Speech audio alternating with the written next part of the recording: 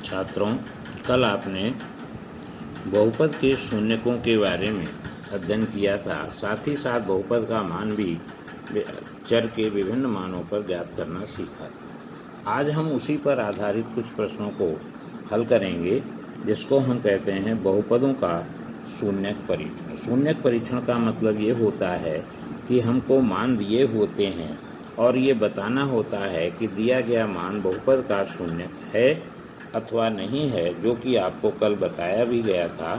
तो आज हम उसी पर आधारित प्रश्नों को आपको बताते हैं। तो देखेंगे कि जैसे हमको पहले प्रश्न में ये दिया गया है कि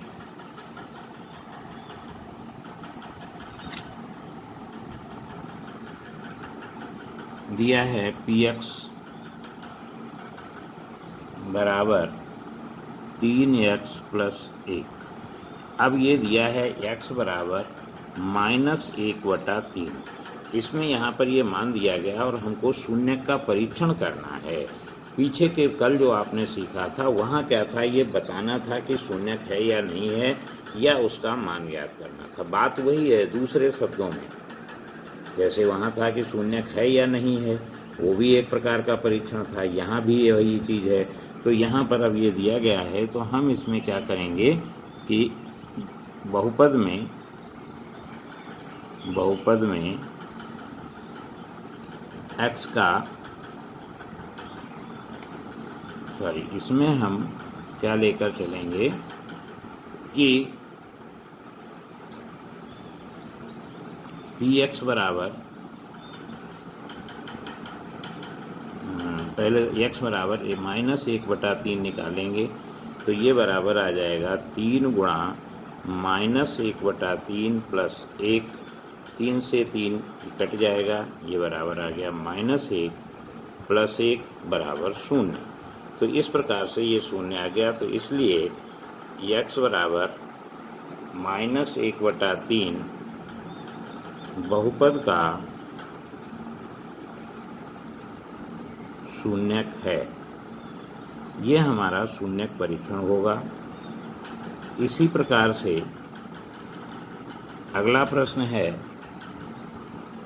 px बराबर 5x माइनस पाई। अब यहाँ पर हमको दिया है x बराबर 4/5। तो देखेंगे कि x का मान बहुपद में रखने पर, जब हम बहुपद में रखेंगे तो यह हमारे पास आ जाएगा p 4/5 बराबर 5 गुणा 4/5 माइनस पाई। तो अब हम यहाँ देखते हैं 5 से 5 कट जाएगा, तो यह हमको मिलेगा 4 माइनस पाई, जो कि 0 के बराबर नहीं है। इसलिए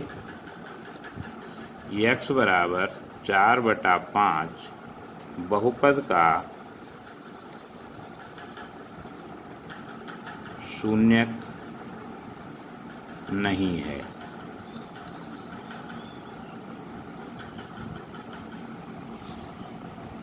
इसी प्रकार से अगला प्रश्न देखेंगे। दिया हुआ है px बराबर 3x² माइनस 1, और यहाँ पर मान दिए गए हैं x बराबर -1/√3 और दूसरा मान दिया गया है 2/√3। दो मान दिए गए हैं। कल बताया गया था आपको कि कोई भी बहुपद जितने घात का होता है उसके उतने ही शून्यक दिए होते हैं, शून्यक होते हैं। इसलिए यहाँ देखें, हमारा ये 2 घात का बहुपद है, इसलिए हमको 2 शून्यक दिए गए हैं। अब परीक्षण करना है कि ये दोनों मान इसके बहुपद के शून्यक हैं अथवा नहीं हैं। तो पहले सबसे x बराबर -1/√3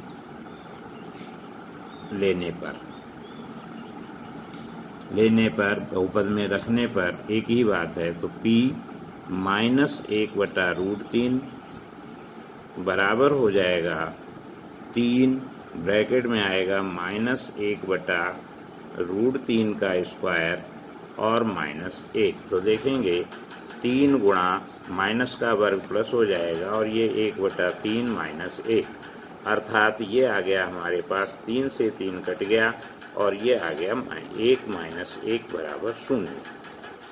तो ये हमारा आ गया, निश्चित है कि ये हमारा शून्यक है। इसी प्रकार से दूसरा खंड है x बराबर 2/√3 लेने पर। तो जब हम 2/√3 लेंगे तो p 2/√3 बराबर 3 × 2/√3 का स्क्वायर -1 बराबर हमको प्राप्त होगा 3 गुणा 4/3 -1 बराबर 4 - 1 अर्थात 3, जो कि शून्य नहीं है। इसलिए क्या लिखेंगे कि -1/√3 शून्यक है, परंतु 2/√3 शून्यक नहीं है। इसी प्रकार से दिया होता है, अगला प्रश्न है। अब इसमें क्या होता है कि कभी कभी ये होता है कि बहुपद का शून्य ज्ञात होता है और हमें बीच में किसी अज्ञात राशि का मान ज्ञात करना होता है, वह भी शून्य परीक्षण के आधार पर ही निकलता है। तो देखेंगे इसमें जैसे दिया हुआ है, प्रश्न है कि यदि x बराबर 3/2 बहुपद 2x² प्लस kx -12 का शून्यक है तो k का मान बताइए या ज्ञात कीजिए। इस प्रकार के प्रश्न भी आते हैं। अब देखें, यहाँ पर हमको शून्यक दिया गया है, तो हम यहाँ लिखेंगे, जब हल करेंगे तो यहाँ ये हमारा px बराबर दिया है 2x² प्लस kx -12। चूँकि x बराबर 3/2 बहुपद का शून्यक है। अब शून्यक है तो निश्चित है कि जब हम 3/2 मान रखेंगे तो इसका मान हमारा शून्य प्राप्त होगा, क्योंकि पहले भी आपको बराबर आप सीख रहे हैं कि किसी भी बहुपद का शून्यक वह होता है जिसके मान रखने पर बहुपद का मान शून्य हो जाता है। तो इसलिए हमारा क्या हो जाएगा, p 3/2 बराबर 0। देखिए, जब हम परीक्षण करते थे तो 0 लाना होता था, जब हमको किसी मान ज्ञात करना है तो हमें 0 लेकर चलना है। अब देखेंगे तो ये हमारे पास हो जाएगा 2 ब्रैकेट में 3/2 का स्क्वायर और ये हमारा kx है प्लस k गुणा 3/2 -12 बराबर 0। तो ये हमें मिलेगा 2 गुणा 9/4 प्लस 3k/2 -12 बराबर 0। तो देखेंगे ये 2 से कट जाएगा, 2 आ गया, तो 3k/2 ये बराबर मिलेगा 12 - 9/2, अर्थात 3k/2 बराबर ये मिल जाएगा 24, 24 में से 9 गए, 15/2। तो k का मान हमको मिलेगा 15/2 गुणा 2/3। जब इधर जाएगा तो भिन्न बदल जाएगी। ये 2 से 2 कट गया, 3 से 15 कट गया, तो ये k का मान हमको प्राप्त हो गया 5। इस प्रकार से हम अज्ञात राशि को ज्ञात कर सकते हैं। ये भी हमारा शून्यक परीक्षण के अंतर्गत आता है। तो इस तरह से हमें अगर शून्यक दिया है तो शून्यक के आधार पर हम उस बहुपद में दी गई अज्ञात राशि का मान ज्ञात कर सकते हैं। इसी प्रकार से अन्य प्रश्न भी देखेंगे।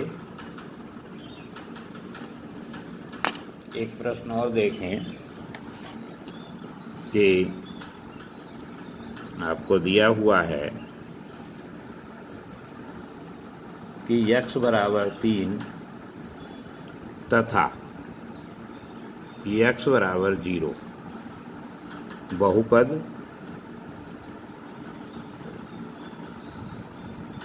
बहुपद 2x की घात 3 minus 8x square plus ax plus b के शून्यक हों तो a व b के मान बताइए।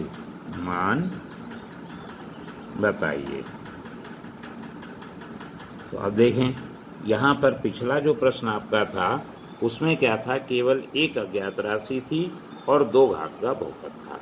अब अगले प्रश्न में क्या है कि बहुपद हमारा 3 घात का है और इसमें 2 अज्ञात राशियां हैं a और b, इनके मान निकालने हैं और 2 शून्यक दिए गए। तो देखेंगे पहले सबसे हल में हमारा जो बहुपद है px बराबर 2x cube minus 8x square plus ax plus b।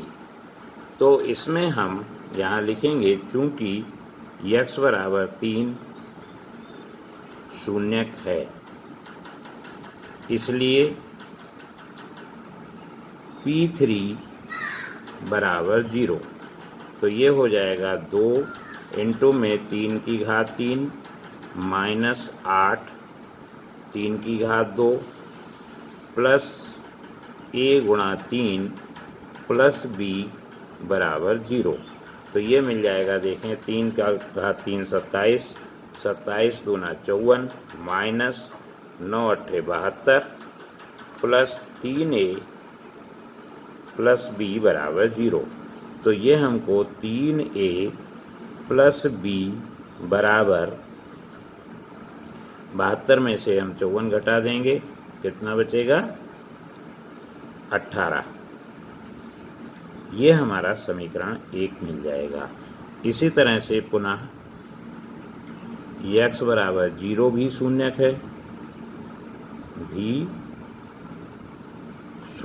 है, इसलिए p0 बराबर 0।